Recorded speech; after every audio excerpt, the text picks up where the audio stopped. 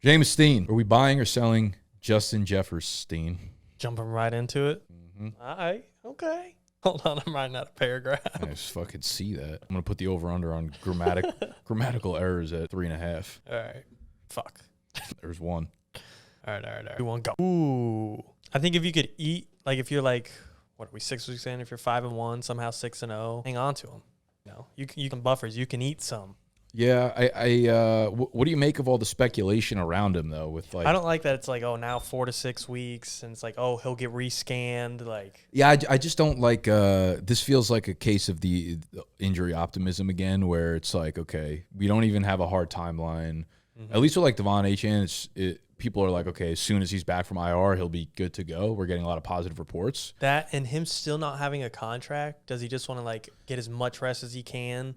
That's what shut it down. I don't think he shuts it down. I kind of feel like maybe this is being a cold take, but I also feel like when you're 23, 24 in the prime, you're not like trying to sit out games. You just want to get out there and fucking play football. He shows frustration like when they suck. Like he's like, fuck this.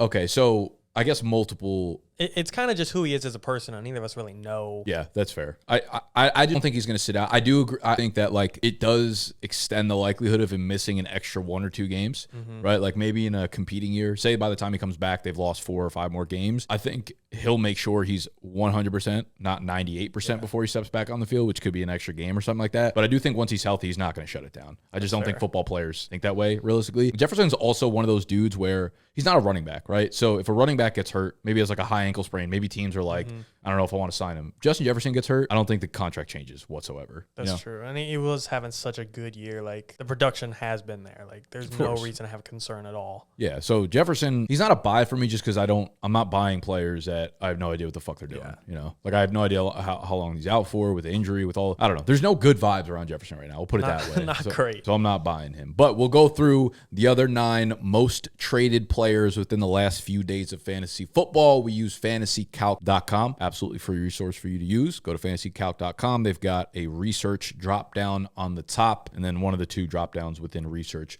will bring you to the page that we now have up on the screen. So you have the highest percentage of traded players. Justin Jefferson was number 1. Underneath him, we've got Zack Moss, Puka, Rhamondre, Rachaad White, Mixon, B-Rob, Ridley, James Cook, T. Higgins. We'll touch on all 9 of those players. We'll put up a big sign that says buy, sell, hold, or as James Steen's doing over there, writing paragraphs and novels with explanations about each of them. Let's jump to number 2, Zack Moss. God, you're crazy. Who are you selling him for right now? I don't know. Go get a running back. Go get Joe Mixon.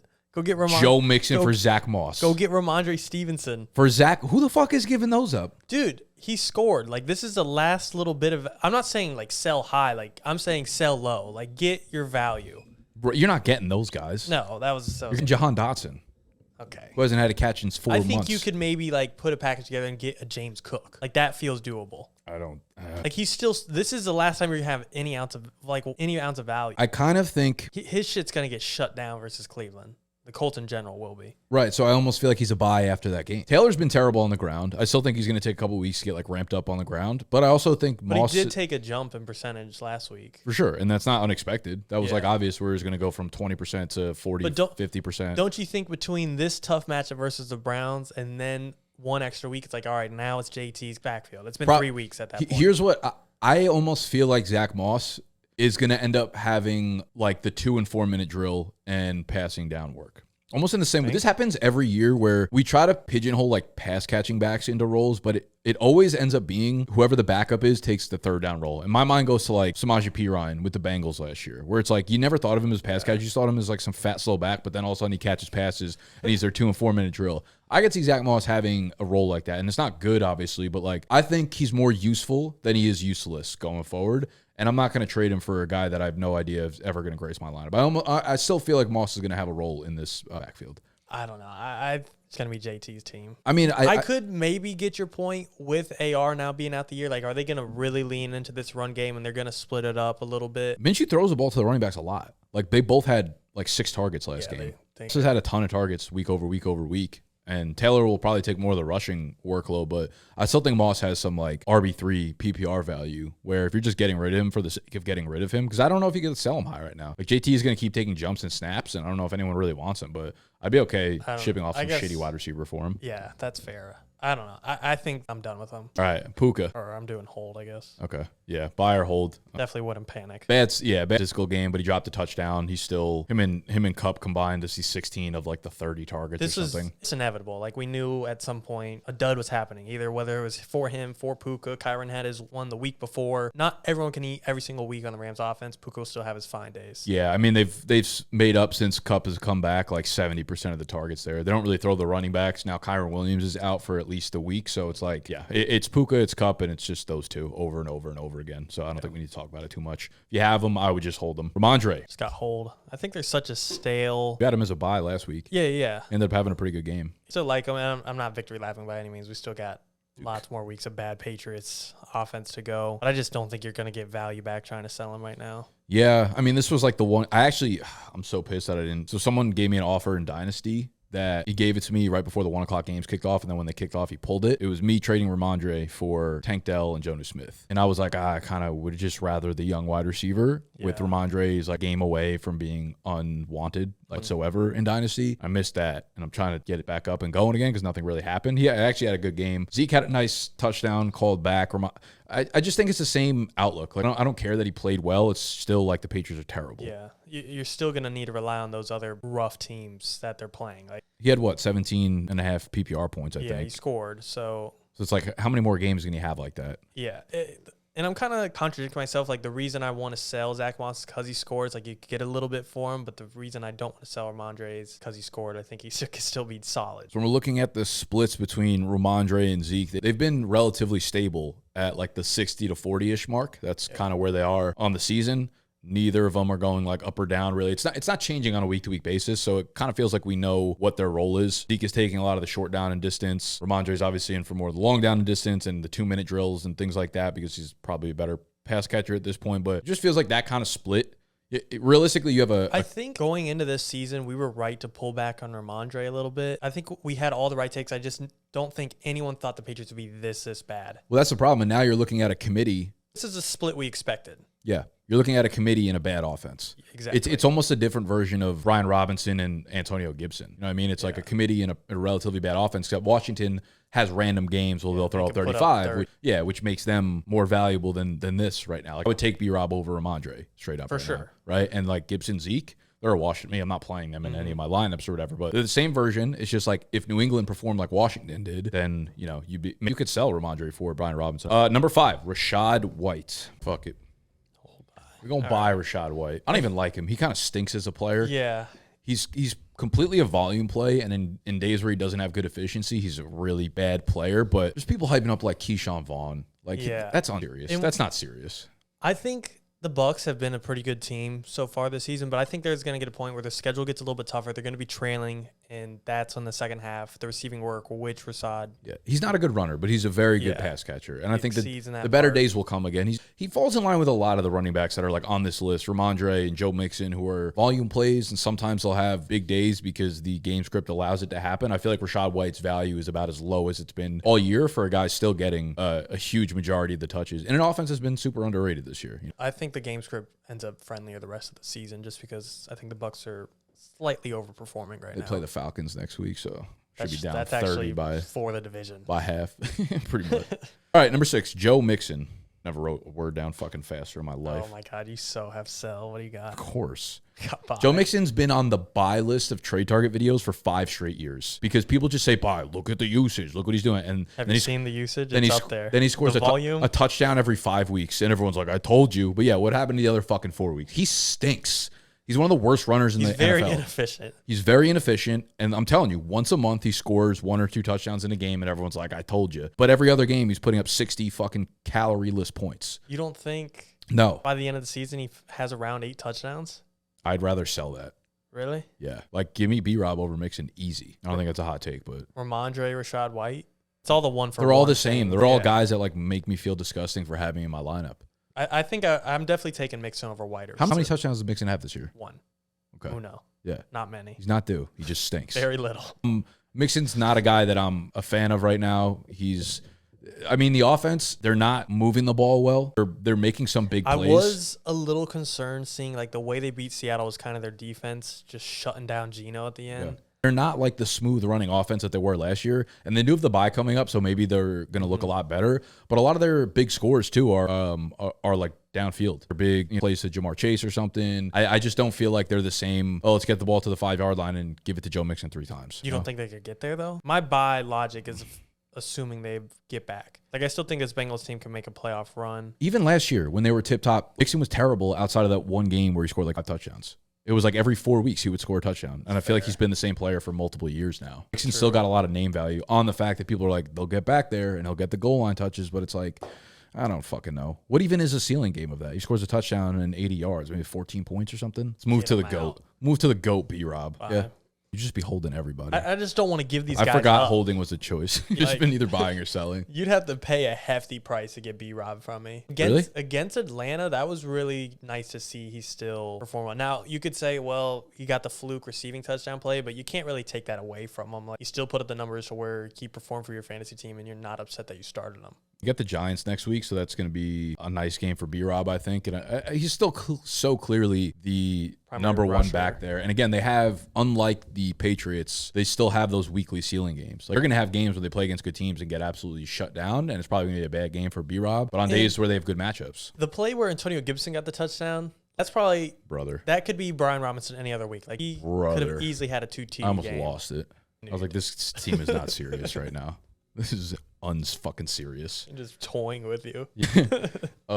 Yeah, I still like what I see out of B-Rob. He's like a very above average player in basically every facet of being a football player. And every time he has a down week, it's kind of like Kyron. Obviously, he got hurt, but like anytime he had a down week, I was good buying him because I knew that wasn't really the player he was. That was just a product of the game script and the game that they were playing that week. And while Gibson is a receiving back, Robinson's not like useless in the receiving game by any means. No, he catches passes. He was like a big time receiver at Alabama. He wasn't like a route runner, but he caught like 35, 40 passes his final year, which is a big number. Just to know he's got it in his bag at least. He there. Calvin. Maybe it's my fault how much I expected him to be great. Usually is. Old. I'm just tired of it. It's stressful. I'm just tired, boss. It's not worth the misery anymore. Christian Kirk has outperformed him this season. You could keep calling Ridley the alpha or he's the wide receiver 1. We're 7 weeks in.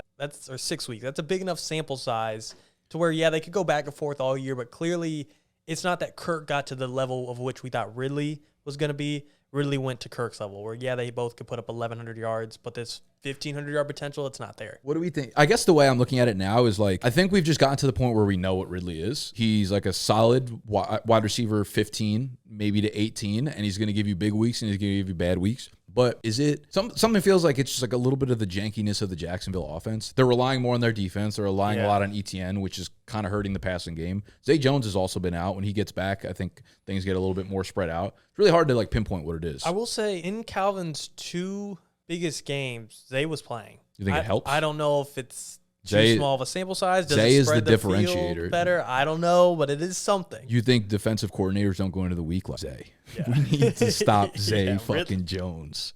Let Ridley beat us. Yeah, I don't know. They're like Jacksonville's a tough team to figure out. They feel like a team that's going to continually get stronger as the year goes on, and I think we're seeing that with their defense. Trevor Lawrence has been like efficient. We haven't really seen. It was good to see them get a notable win versus the Bills, and then have a dominant win against a bad team in the Colts. Like that, that's a good 2 game. Their defense stepped up. T-Law, like statistically, T-Law hasn't been there, and I think that's why. Like he went 200 for like 2 touchdowns. Yeah, he's been ETN at 2 touchdowns. So it's like.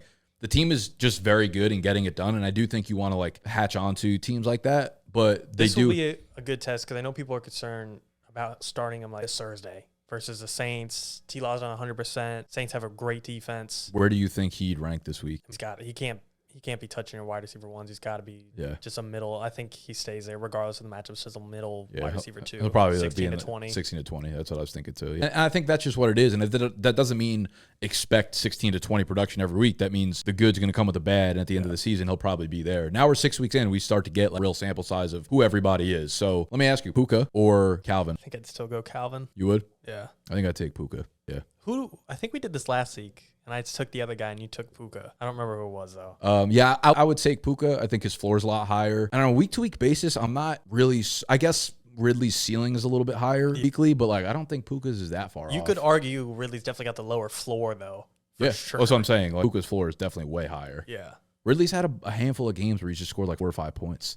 And it's easy to just keep being like, oh, I was like unlucky. He dropped the pass here. T-Law just missed him by an inch or something. I'll keep kicking that rock as long as I need to. I think it's like reasonable, but at the same time, it's just Zay like Jones is out. Yeah, like all this bullshit just keeps happening. So just a player at the end of the day. All right, number 9, James Cook. This is an interesting one. I wrote a lot on it. Buy? Not. I'm confused. Not to buy. I'm gonna buy James Cook. Good. I'm selling. I'll buy it from you. Please. What do you expect in return for Cook? I don't know, dude. I've been trying to I'm packaging to get things. You think I could get Joe Mixon? Give me Joe Mixon.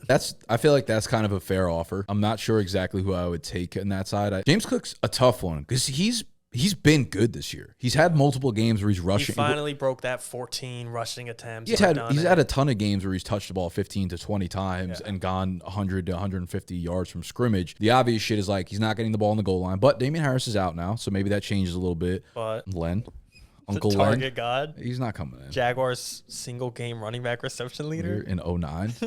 Wasn't James Robinson. Cook, I don't know. It's just hard to not believe that better days are ahead. Do you think this Bills offense is also a little shaky? Like the Jags, kind of the Bengals, but not that bad because we still saw he's doing his thing. Gabe's doing his thing. I think they still are trying to figure out their identity. It's kind of weird because Josh Allen will take over games, obviously. Kincaid hasn't done shit. Gabe Davis has been pretty good as a wide receiver too, but it's everything just ends up being like shit's breaking down. Hero ball. Let me just throw it to Diggs. Yeah. I feel like, okay, when they started the season, especially preseason, the first couple games, they kept getting Cook involved in the passing game and doing short screen passes that I thought were really well designed and really creative and really interesting. And they've completely gone away from that. It was like an extension of the run game. And I was like, oh, I think they're going to use this in the red zone. I think it's going to be a really effective weapon. And they completely got away from it. And I'd like to see them go back to that. I'd like to think they'll fucking remember that it worked for them. But at this point, if I'm not mistaken, didn't he have 0 targets last week? Probably. And you could, that was a weird game. Well, you could chalk it up to that. Giants, Bills, fluke game, anomaly. Listen, we're through 6 games. He has 14 catches. So just over 2 catches a game. He's averaging 10 yards per reception, which is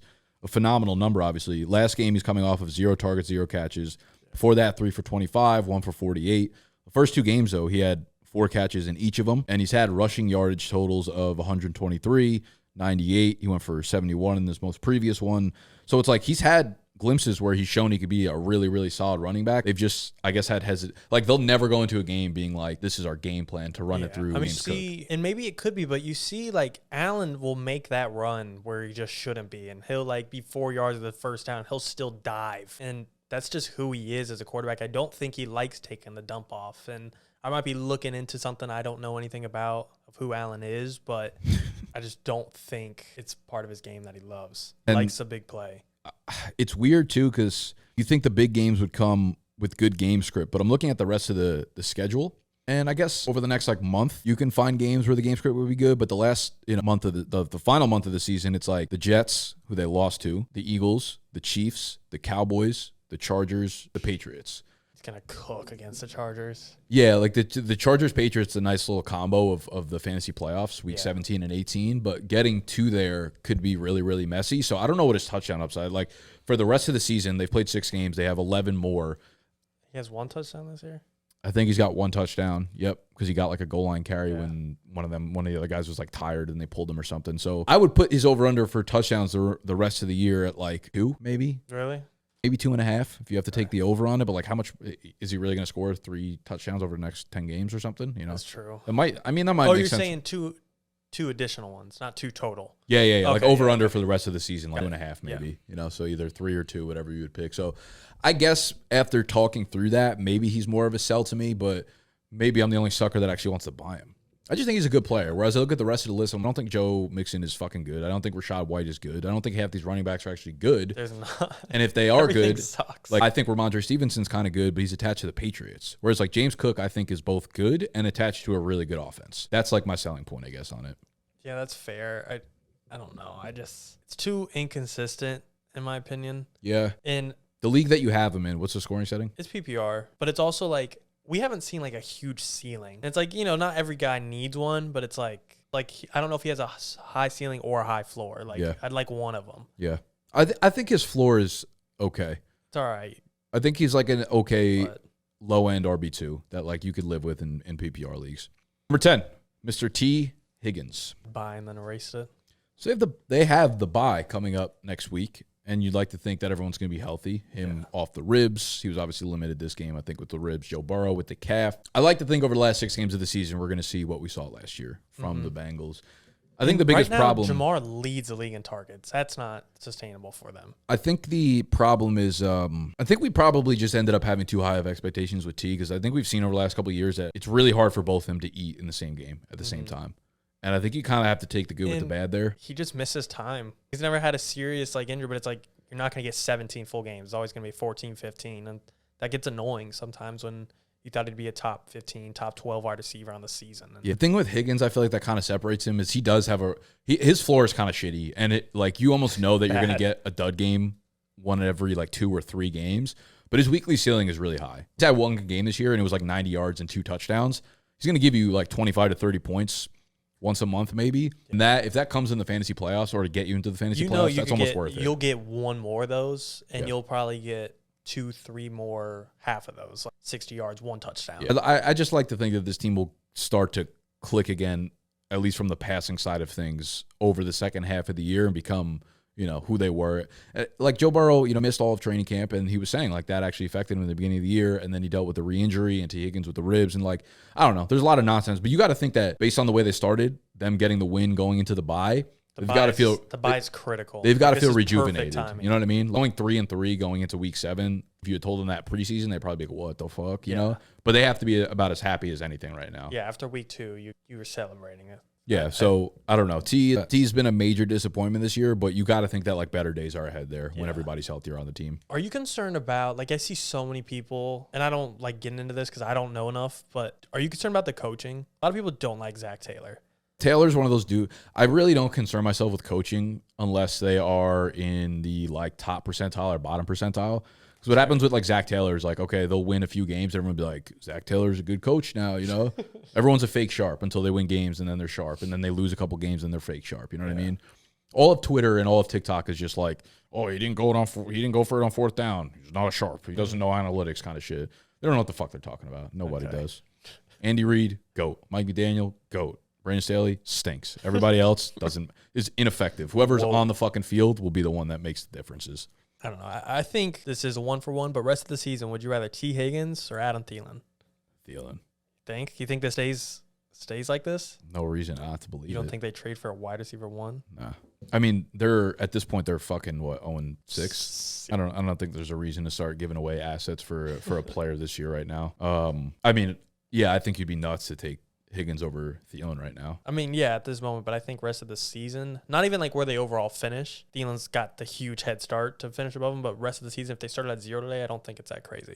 I do. Would you actually do that? I would consider it. I think Thielen's just playing so fucking well. I couldn't have been more wrong on him. But I think I'm a little more too good to be true, and maybe I'm just being stubborn. It's 6 straight weeks of it now. How? I don't know. He's 9 for 90 and a touchdown almost every week. That's what I'm saying. There's no way he can keep that up. He's doing Cooper Kupp numbers.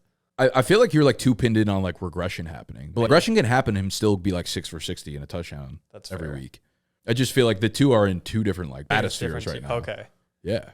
I mean, the way they're playing, producing, Adam Thielen's legitimately good. T. Higgins is legitimately not doing a fucking thing for your fantasy team. Then I'm trying to think of a better or a better trade offer. Well, okay. I mean, I think we could put together some players maybe.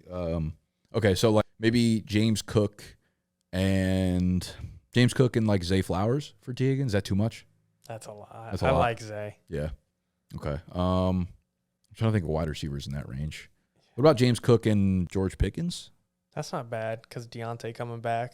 I think I would take T on that side. George Pickens doesn't really do it for me. I don't see you starting Pickens consistently once Deontay's back. Definitely not at all. What about DJ Moore now that Fields is hurt? Got to be T, right? I mean, yeah. I kind of wanted to sell DJ 2 weeks ago, and then I looked horrible with that 50-point game. Don't worry. I told people to start Logan Thomas. I'm sure you saw those comments. Big 1.2 points. Everyone comes back with the exact score. Love it. It's great because you see the views start to spike up. It's God damn, this video only did 25K. Yeah. An hour later, fucking 48. Yeah. 1.2 points, you fucking assholes. No, I like that one because you're not going to be starting Pickens, and then DJ Moore. I don't know. It's just not sustainable there. That one I'm big on regression. He's regressing. Everybody's regressing. I'm standing on. No one is where they should be. It's nobody. Everyone's over and underperforming. No one's worth it. James Cook about to regress. Okay, wait, Here's one more. the saddest story ever told. You might flame me again like Thielen. Higgins or Michael Pittman? No, I think that's actually a fair comp. I think it's super fair. Because we know it's like going to be Minshew rest of the way. We know it's going to be Minshew. Pittman's played really well with him. I still think there are a lot of dud games coming out of both of them. I think on a weekly basis, wow. I can't see anything. We just had a big signing. Yes, let's go. Julio signs Holy with the shit. Philadelphia Julio or T. Higgins Eagles. the rest of the year. Here's what you need to know about that. Okay, back to the Let's T. Higgins, go. Michael Pittman question. End the video. We got to celebrate. I think rest of season, I would take Pittman. Oh, really? 14 targets he came off of. That's pretty nice. Yeah. Josh Downs might be cooking into that. This dinner, feels, though. I mean, he has been, and Pittman's still eating. I feel like this is another one similar to like Thielen where it's like we're seeing what the right answer is. And I think if you're going the other way, might be trying to get too cute there. It's just due for regression. Goddamn, Michael Pittman's too good. Enough. All right, Julio, thoughts? You picking him up in redraft leagues? No, not even Wow, close. you fraud. I knew. Picking up a jersey, though. Dude, they should just sign Michael Vick. That'd be gas. Bring back all the Falcons greats. Where's Shady at? What do you mean Shady? He wasn't a Falcon. Oh, I'm an idiot. Yeah, I know. I was thinking the Eagles. Nah, they need Algie fucked Crumpler, Michael Vick, and Julio Jones. And that's it. That's game. All right, take us away. That's our trade show preview. Peace. Preview for what? That's our trade show. Cut. Thank you for watching. If you're new to the channel, give us a sub, give us some love. Peace.